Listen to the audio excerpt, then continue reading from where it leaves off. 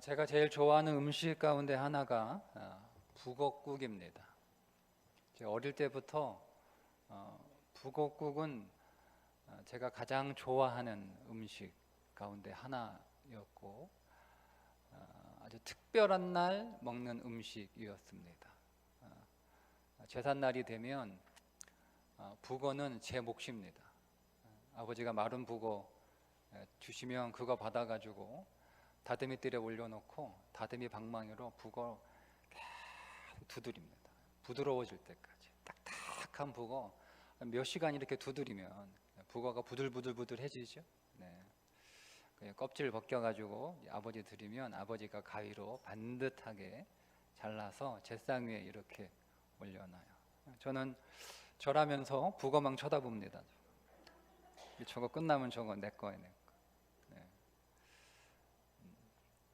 어머니가 기분이 좋으면 제사 끝나고 북어 이렇게 먹으라고 그거 뜯어먹는 재미가 맛이 얼마나 좋은지 몰라요. 근데 그런 경우는 별로 없고 이제 어머니가 다 이제 수거해 가셔서 그거 북어를 잘게 이렇게 뜯어가지고 국을 끓여 주시는데 얼마나 맛있는지 몰라요. 저는 그래서 북어국을 정말 좋아합니다. 저는 소고기국보다 북어국을 더 좋아합니다. 군대 가서 자대 배치 받아가지고 아침 먹으려고 식당에 간부 식당에 들어가니까 글쎄 북어국이 나오지 뭐예요. 야, 간부가 되니까 좋다. 북어국도 군대에서 먹을 수 있고 진짜 맛있게 먹었어요. 군대에서 북어국이라니. 저는 군대 오기 전에 집에서 1년에 제삿날만 먹는 국이었고 이제 뭐 우리 어머니 아버지 교회 다니시면서 제사 안 지낼 때는 이제 북어국도 없어요. 제사 안 지내니까 북어국도 못 얻어 먹더라고. 그걸 이제 군대 와서 이제 아침에 다 먹으니까 얼마나 야 군대 잘 왔다. 그 다음 날도 북어국 나왔어요. 그 다음 날도 북어국이 나왔어요. 한 달 내내 북어국이 나와요. 아침마다. 그 다음 달도 한 달 내내 북어국이 나와요. 제가 하루는 열받아가지고 야 인마 너는 할 줄 아는 게 북어국밖에 없냐? 아니 일식집에서 요리 배웠다며 좀 다른 것 좀 해봐라. 막 승질을 제가 내고 그 다음 날 다른 게 나왔어요. 계란국이 나왔어요. 내가 계란국보다는 북어국이 낫겠다 싶어가지고 제가 그렇게 3년 내내 아침마다 북어국을 받아 먹습니다. 저에게는 다른 선택지가 없었어요. 그냥 주는 대로 먹어야 되는 거예요. 그거 먹기 싫다고 안 먹으면 저만 손해. 저는 그날 아침 굶어야 되는 거예요. 안 먹으면 뭐 어디 가서 다른 데 가서 아침을 해결할 수 있는 방법이 없잖아요. 사병식당 가면 되냐? 아니에요. 간부들은 사병식을 할 수 없어요. 여러분. 그날 당직 근무를 쓴 장교들만 사병식당 가서 같이 밥을 먹을 수 있지. 간부들이 사병식 가서 오늘 메뉴 뭐냐? 아침에 반찬 좋네 하고 갔다가 걸리면 대대장한테 걸리면 그날부터 군생활 꼬이는 거예요. 그러니까 그냥 주는 대로 먹어야 되는 거예요. 주는 대로. 제가 3년 내내 그렇게 북어국을 먹으니까요. 제대하고 한동안 북어국만 쳐다보면 멀미가 나는 거예요. 저희 아내가 밥상에 그것도 모르고 올렸다가 핀잔 많이 먹었어요. 저는 3년 동안 아주 그냥 멀미가 날 정도로 먹기 싫은 북어국을 순종하면서 받아 먹는 훈련을 한 거예요. 그거 안 하면 저만 손해요. 그날 하루는 저는 그냥 사망의 그늘 가운데 배 고르면서 살아야 되는 거죠. 물론 다른 선택지 있죠. 눈치 보면서 그냥 사병식당 이렇게 몰래 가가지고 그냥 뭐 누가 뭐라고 하겠어요? 그러다가 누가 고발하거나 또 그러다가 걸리면 이제 남은 군 생활은 사망의 그늘에서 군 생활을 하게 되는 거죠. 예수님께서 사역을 처음 시작하셨던 곳이 갈릴리, 스불론과 납달리 땅, 이방의 갈릴리. 근데 그곳을 성경이 뭐라고 부르냐면 흑암과 사망 그리고 그늘의 땅이다라고 부릅니다. 갈릴리는 그런 땅이에요. 그런 땅이에요.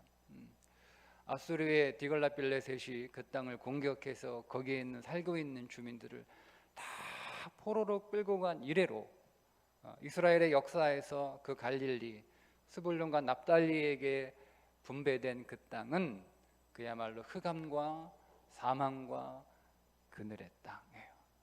근데 그곳에 가셔서 예수님이 제일 먼저 선포하신 말씀이 회개하라, 천국이 가까웠느니라 였습니다. 여러분, 우리는 천국을 천당이라고 이렇게 부르기도 해서 무슨 천국이 하늘에 있는 어떤 장소인 것처럼 그렇게 이해를 하는데, 천국은 하늘에 있는 어떤 장소라는 뜻이 아니라 마태복음에만 천국이 나오거든요. 다른 복음에서는 천국이라고 나오지 않아요. 천국은 정확하게 번역을 하면 오히려 신국이라고 번역을 해야 되는 거예요. 천국이라고 번역하기보다는 신국, 하나님의 나라로 번역을 해야 맞습니다. 그러니까 하나님의 나라는 하나님이 통치하는 나라는 거죠. 회개하라, 천국이 가까웠느니라 라고 하는 말씀은 이제는 불순종하는 삶에서 돌이켜 하나님의 통치에 순종하는 삶을 회개하고 살아가라는 거예요. 그러니까 그 스불론과 납달리, 그 이방의 갈릴리가 어둠과 사망과 그늘에 있었던 이유가, 그 본질이 뭐냐? 하나님의 통치에 순종하지 않았기 때문에 그 땅이 흑암과 사망과 그늘의 인생이 되었다는 말씀입니다.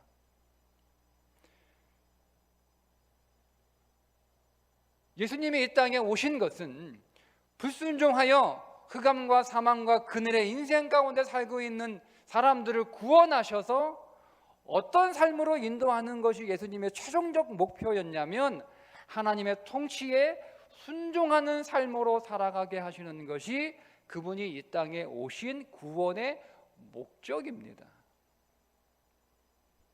그러니 단지 스불론과 납달리 그 이방의 갈릴리 지역만 흑암과 사망과 그늘에 쌓여 있었던 것이 아니라 사실은 화려하고 풍요로운 그 예루살렘조차도 겉으로 보기에는 화려하고 풍요롭고 잘 사는 것처럼 그렇게 보이는 땅이었지만 사실은 본질적으로 그곳 역시 하나님의 통치에 순종하지 않는 삶을 살고 있었기 때문에 그 온 나라가 다 단지 스불론과 납달리가 대표로 거론됐을 뿐이지 실제로 그 당시 온 이스라엘이 다 하나님의 통치에 순종하지 않는 불순종의 삶을 살았던 거예요. 그 불순종의 삶의 결론이 여러분 인생 안에 찾아오는 흑암이요, 어둠이요, 사망, 그늘입니다. 이게 오늘 우리의 삶의 본질입니다. 그런 오늘 불순종의 삶에서 오늘 우리를 돌이키게 하셔서 순종의 삶을 살아가는 하나님의 나라는요, 하나님의 통치에 순종하는 나라예요. 그 땅은 낙원이 아니란 말이에요. 하나님의 나라는 하나님의 통치하심에 순종하는 나라, 그 하나님의 통치에 순종하는 백성들로 우리를 구원하시고 만들어 가시기 위하여 이 땅에 오신 분이 예수님이라는 거죠. 그래서 그분이 첫 사역의 선포 내용은 회개하여 하나님의 통치 안으로 들어오는 순종의 삶을 살라는 것이었습니다. 그리고 그것이 예수님의 모든 사역의 결론입니다. 예수 믿는 사람은 예수 믿어 죄와 사망, 불순종이 가져오는 죄와 사망에서 구원을 얻어 이제 생명의 하나님의 통치하시는 그 순종의 삶으로 들어가는 것이 그리스도인의 삶의 목적이 되는 거예요. 나더러 주여 주여 하는 자마다 다 천국에 들어오지 못한다. 그 천국 역시 하나님의 나라입니다. 다 들어오지 못한다라고 말씀하시면서 불법을 행하는 자들아 내게서 떠나라 이렇게 말씀하시는 거예요. 근데 여러분들 이 사람들이 어떤 사람들이냐면 이 땅에 있을 때 예수의 이름으로 우리가 주의 이름으로 선지자 노릇하며 우리가 주의 이름으로 귀신을 쫓아내며 우리가 주의 이름으로 권능을 행했는데 우리 보고 모른다니요. 모른다니. 여러분 이 땅에서 아무리 선지자 노릇 많이 해도 아무리 여러분 귀신을 많이 쫓아내도 아무리 많은 권능을 행하여도 하나님의 말씀에 순종하지 않으면 천국에 갈 수 없어요. 하나님 나라는 하나님의 말씀에 순종하는 사람들로 이루어진 나라. 여러분 이 땅에서 아무리 선지자 노릇 잘해도 하나님 나라 가면 선지자 노릇 할 일이 없단 말이에요. 그 나라 가서 무슨 선지자가 필요하겠어요? 이 땅에서 아무리 많이 귀신을 많이 내쫓아도 하나님 나라 가서 귀신 내쫓을 일 없으니 아무런 소용없는 거예요. 여기서 아무리 권능을 여러분 행했다 할지라도 하나님 나라에 가서 그 무슨 권능 행할 일이 있겠어요? 하나님 나라에 필요한 사람은, 하나님 나라에 허락된 사람은, 하나님 나라에 들어갈 수 있는 사람은, 하나님 나라에서 기다리고 있는 사람들은 어떤 사람들이에요? 하나님의 말씀에 순종하는 사람들이에요. 우리는 여기에서 불순종의 죄와 사망의 늪에서 건져줘서 우리가 예수를 믿어 예수의 힘으로 순종하는 삶을 여기에서 열심히 연습하는, 그게 우리들에게 주어진 시간입니다. 주의 이름으로 선지자 노릇도 하고 귀신도 내쫓고 권능도 행했으니 예수님 제가 그런 걸 몰랐네요.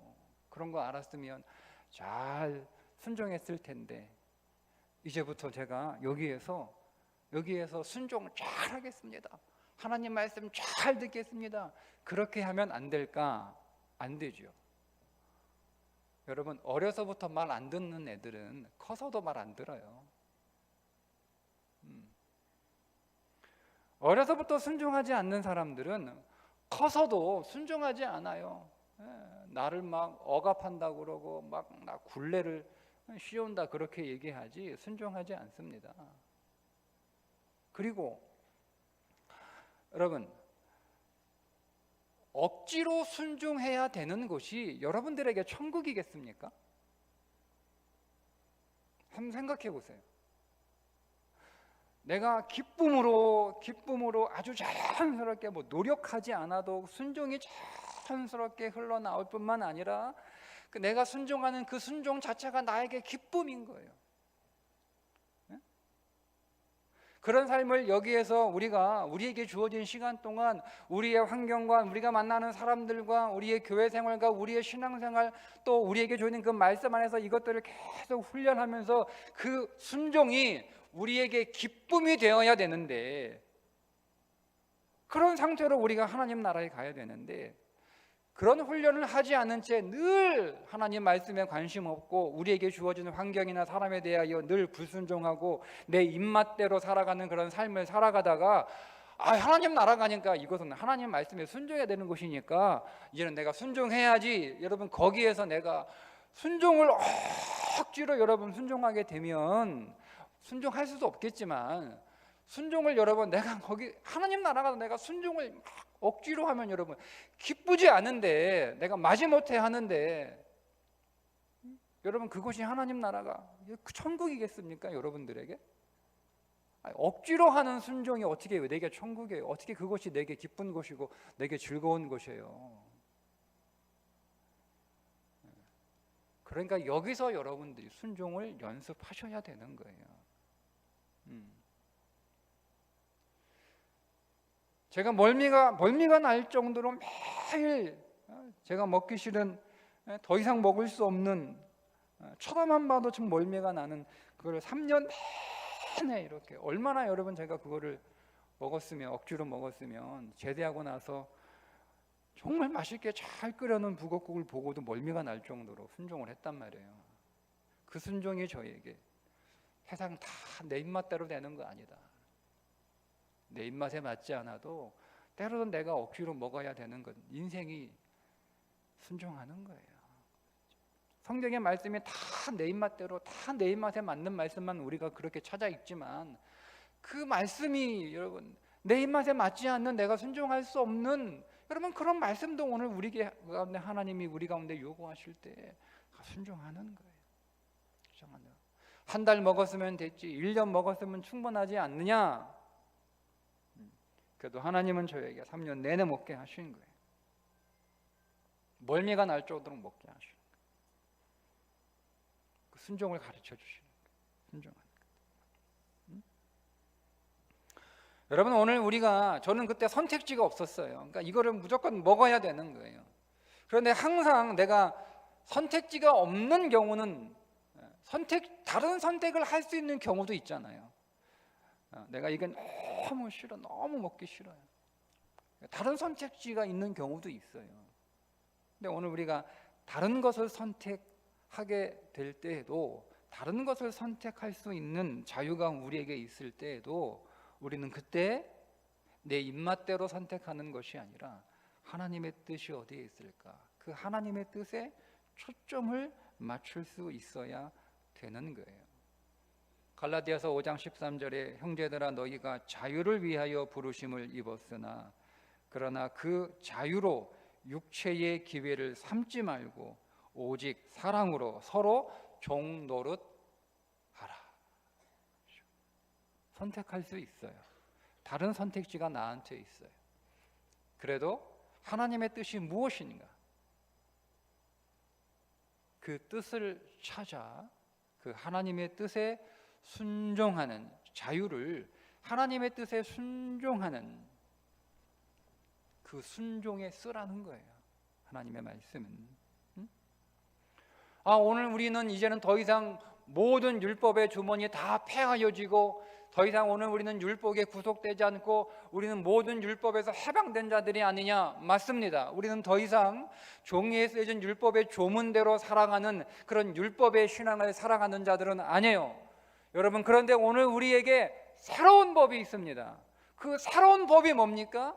여러분 안에 내주하시는 예수 그리스도의 성품, 예수 그리스도의 마음이 우리의 새로운 법이에요. 더 이상 오늘 우리는 종이에 쓰여진 율법의 조문을 따라 살지는 않지만 내 안에 계신 그리스도가 나의 새로운 법이에요. 그분의 마음이 이제는 내 인생의 새로운 법이 되고, 그분의 성품이 내 인생의 새로운 기준이 되는 거예요. 그게 우리에게 주어진 새 법 아닙니까?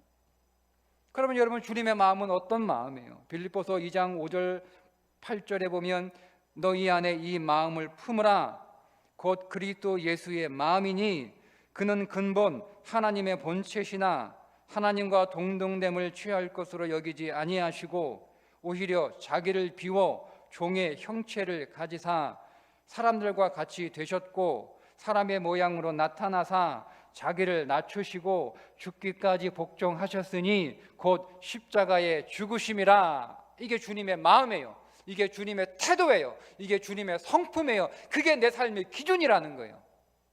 18절에 그러므로 나의 사랑하는 자들아 너희가 나 있을 때뿐만 아니라 더욱 지금 나 없을 때에도 항상 복종하여 두렵고 떨림으로 너희 구원을 이루라는 거예요. 무엇으로? 순종으로. 순종으로 이루라는 거예요. 구원을. 히브리서 5장 8절에 그가 아들이시면서도 받으신 고난으로 순종을 배워서, 주님도 순종을 배우셨단 말이에요. 하나님과 동등 본체신 그 하나님이 순종하여 육신의 몸으로 내려오시고 그가 자기를 비워 종의 형체를 가지셔서 사람과 같이 되셨고 사람의 모양으로 나타나사 자기를 낮추시고 죽기까지 복종하시는 그 마음이, 그 순종의 마음이 오늘 우리의 기준인 거예요. 그게 우리의 법인 거예요. 하나님이시면서도 순종을 배우신 고난으로 순종을 배우신 그 그리스도의 마음과 태도가 우리의 법인 거예요. 우리의 법. 우리는 그 법을 따라가는 거예요. 그게 내게 주어진 새로운 법이에요. 그렇게 오늘 우리가 이 땅에서 순종하는 삶을 잘 훈련하여 순종이 우리에게 기쁨이 되고, 순종이 오늘 우리의 영광이 되고, 순종이 오늘 우리에게 오히려 복이 되는 그런 삶을 오늘 우리가 살아갔을 때, 그런 삶을 살고 하나님 앞에 섰을 때 우리에게 주어지는 칭찬이 뭐냐면, 잘하였더라 착하고 충성된 종아, 네가 적은 일에 충성하였으니 내가 많은 것을 내게 맡기리니. 다른 복음에는 많은 고을을 맡기겠다는 거예요. 충성스러운 사람이, 하나님의 법에 순종하는 자가, 하나님의 법에 순종하는 자가 많은 일을 맡는 거예요. 많은 고을을 맡겨주시는 거예요. 아니, 하나님이 하나님의 일들을 순종 안 하고 지 맘대로 하고 지 뜻대로 하고 지 입맛대로 하고 지 생각대로 하고 지 감정대로 하는 사람에게 하나님의 일을 어떻게 맡깁니까?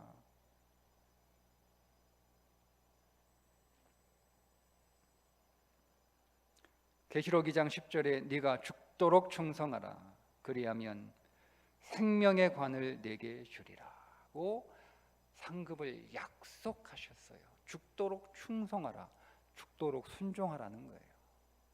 죽도록 순종하라는 거예요. 그게 충성이죠, 충성.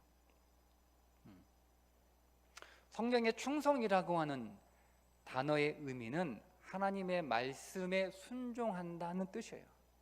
하나님의 말씀을 이룬다는 뜻이에요. 그게 충성이라는 단어의 의미예요. 그러니까 죽도록 순종하라는 거예요. 죽도록 일하라는 게 아니에요. 죽도록. 여러분, 우리는 얼마든지 일할 수 있죠. 내 생과 내 뜻과 내 방법과 내 열심을 가지고 우리는 얼마든지 일할 수 있어요. 그렇게 아무리 많이 일했다 할지라도, 나는 충성스럽게 일했다 할지라도 하나님의 뜻이 아니라 내 뜻대로 일했으면 아무런 상관없어요. 우리는 하나님의 말씀을 이루는 충성이에요. 그 말씀에 순종하는 삶을 살아가는 거예요.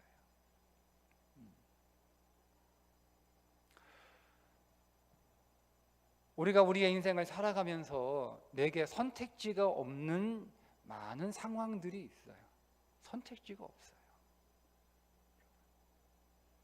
우리는 그것을 통해서 순종을 훈련하는 거예요. 순종을 훈련하는 거예요. 때로는 내가 선택할 수 있는 선택지가 있는 경우도 있어요. 그때 우리에게 주어진 그 자유를 마음대로 쓰는 것이 아니라 그 자유조차도 하나님의 말씀에 순종하기 위한 자유로 쓰라는 거예요. 우리가 그런 훈련을 통해서 여러분, 하나님의 말씀에 순종하는 것은 가장 수준 높은 삶입니다. 여러분들에게 주어진 부모 밑에서 혹은 가정에서 혹은 학교에서 혹은 군대에서 혹은 직장에서 여러분 이렇게 순종하는 삶은 말씀에 순종하는 삶보다 쉬운 거예요. 그러니 여러분들에게 주어진 삶에서 그것이 하나님이 여러분들에게 순종을 훈련시키고 가르치기 위한 하나님의 손길인 줄 믿으시고 순종을 순전하세요. 그 순종을 훈련하는 자가 하나님의 말씀에도 순종할 수 있는 능력이 생기는 거예요. 하나님의 말씀에 순종하는 것보다 오늘 우리에게 주어지는 환경이나 사건에 순종하는 것이 훨씬 쉽습니다. 우리는 어떤 사건을 만나면 피하고 싶죠. 도망가고 싶죠. 여러분, 그런데 우리에게 주어진 어떤 사건에 순종하는 것을 통해서 하나님의 말씀에 순종하는 것을 배우는 거예요. 하나님의 말씀을 순종할 수 있는 그 능력이 키워지는 거예요. 내가 하나님의 말씀에 순종은 하겠는데, 하나님의 말씀에 순종하는 건 이게 그렇게 어렵지 않는데, 나는 사람한테 순종하는 게 어려워. 바뀌었어요. 사람에게 순종하지 못하는 사람은 하나님 말씀에 순종할 수 없습니다. 여러분, 어떻게 사람의 기준이 하나님의 기준보다 높을 수 있어요. 상식적으로 맞습니까? 하나님의 기준이 얼마나 높은데 그보다 한참 밑에 있는 사람의 말에 순종하지 못하는 사람이 나는 하나님의 말씀에 순종할 수 있는데 사람의 말하는 나는 순종이 안 돼.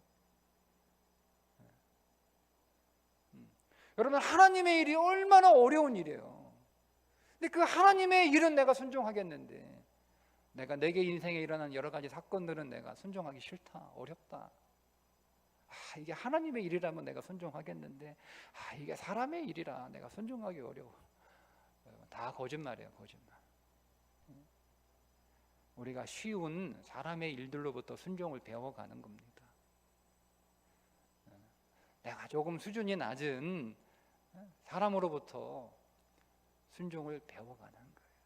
거기에서 순종을 훈련하고 연습해서 순종의 힘들을 키워가는 거예요. 이 또한 하나님께서 내게 말씀의 순종으로 명령하시기 전에 연단시켜 주는 거예요. 거기서 사람에게 가정에서 어릴 때부터 부모에게 순종하는 법도 배우고 학교에서 순종하는 법도 배우고 교회에서 순종하는 법도 배우고 그렇게 하면서 또 이런저런 사건과 환경을 통해서 내가 거기에 적응하고 받아들이고 순종하는 것들을 통해서 하나님의 말씀에 순종하는 능력들이 키워지는 것이고 그 능력이 키워질 때 비로소 오늘 우리는 하나님의 말씀에도 순종할 수 있는 사람들로 성장하는 것인 줄 믿고 오늘 우리에게 주어지는 그 모든 삶 가운데 다 하나님이 내게 순종을 통하여 하늘의 상급을 주시기 위한 하나님의 섭리와 계획이신 줄 믿고 우리가 순종 잘해서 여러분 모두가 다 한 분도 예외 없이 잘했다, 착하고 충성된 종아, 네가 작은 일에 충성하였으니 네게 많은 일을 맡기리라, 네가 나의 즐거움에 참여하리라. 여러분 이렇게 칭찬받고 상 받는 여러분 되시기를 주님의 이름으로 축복합니다. 기도하겠습니다.